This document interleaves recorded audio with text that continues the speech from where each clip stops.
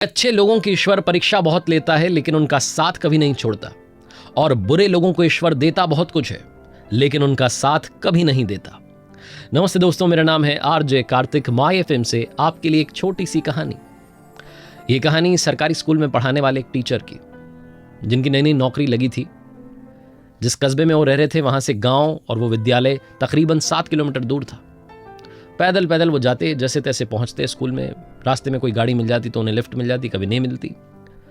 वो कई बार ऊपर वाले को कोसते थे कि कहाँ लाके पटक दिया है, यहाँ तो कोई साधन नहीं है पहुंचने का। विद्यालय समय पर भी पहुंचना होता था तो वो समय से जगते, थोड़ा पहले निकलते गांव, उस कस्बे से उस गांव के लिए जहां पर उनका स्कूल था। सबसे पहले उन्होंने पैसे बचा करके एक अपने लिए अच्छी सी गाड़ी खरीद ली, बाइक खरीद ली कि चलो मेरा कम से कम जाने का काम तो ठीक हो जाएगा।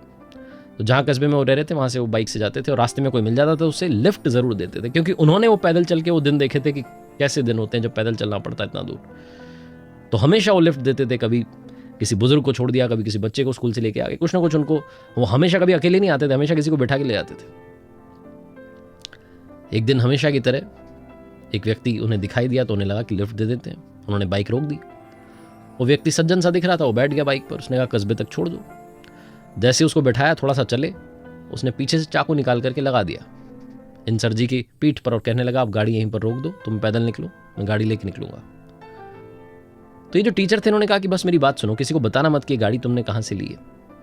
तो उसने कहा क्यों, मैं क्यों बताऊंगा। टीचर ने कहा नहीं, मतलब ये मत कहना कि चोरी करी है वो, वरना यहाँ लोग लिफ्ट देना बंद कर देंगे।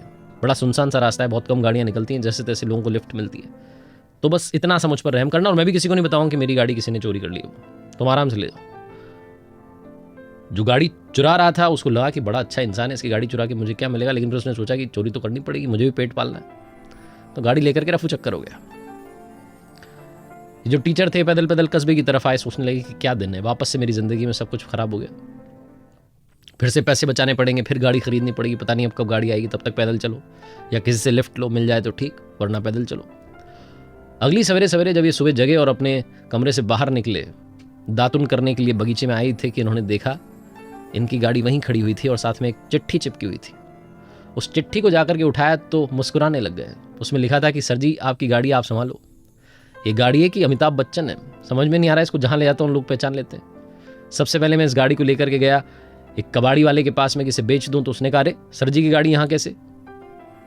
तो मैंने उसे कहा उन्होंने भेजा है मुझे किसी काम से, तो जैसे तैसे वहाँ से निकला। फिर मैं हलवाई के यहाँ गया, भूख लग रही थी, तो उसने पहचान लिया कि तुम ये गाड़ी लेके क्या कर रहे हो, तो सर जी की गाड़ी है। मैंने कहा अरे उन्होंने कुछ सामान मंगवाया घर के लिए, वहाँ से भी जान बचा के भागा। और आखिरी में नाके पर पुलिस वालों ने रोक लिया कि भाई तू इस गाड़ी का क्या कर रहा है, तो सर जी की गाड़ी है।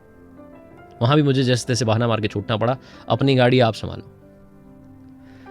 ये जो टीचर थे सरकारी, ये मुस्कुराने लगे और कहने लगे ऊपर वाले को कि वाह आपकी लीला अपरंपार है, जो अच्छा करता है उसके साथ अपने आप अच्छा हो जाता है, उसे चिंता करने की जरूरत नहीं है। बहुत छोटी सी कहानी लेकिन कुछ इंपॉर्टेंट मैसेज देती है। पहला मैसेज तो ये कि आप अच्छा करेंगे तो अच्छा होगा। दूसरा मैसेज ये है कि जिंदगी में हमेशा ऊपर वाले पर भरोसा बनाए रखिए, वो सब ठीक कर देता है। जैसा मैंने कहा कि अच्छे लोगों की परीक्षा बहुत लेता है लेकिन साथ कभी नहीं छोड़ता है।